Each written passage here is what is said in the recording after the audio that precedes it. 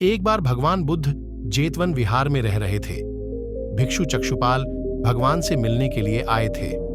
उनके आगमन के साथ उनकी दिनचर्या, व्यवहार और गुणों की चर्चा भी हुई।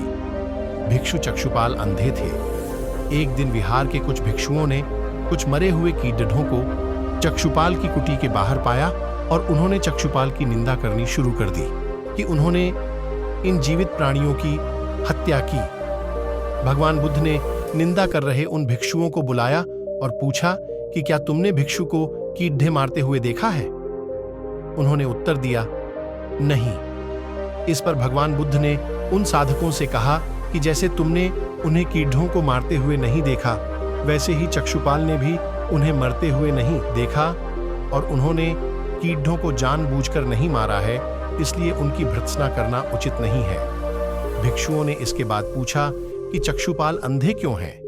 उन्होंने इस जन्म में अथवा पिछले जन्म में क्या पाप किए?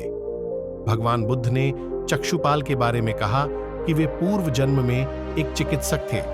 एक अंधी स्त्री ने उनसे वादा किया था कि यदि वे उसकी आंखें ठीक कर देंगे तो वह और उसका परिवार उनके दास बन जाएंगे। स्त्री की आंखें ठीक हो गईं, पर उसने दासी बनने के भय से यह मानने से इनकार कर दिया। चिकित्सक को तो पता था कि उस स्त्री की आंखें ठीक हो गई हैं। वह झूठ बोल रही है। उसे सबक सिखाने के लिए या बदला लेने के लिए चक्षुपाल ने दूसरी दवा दी।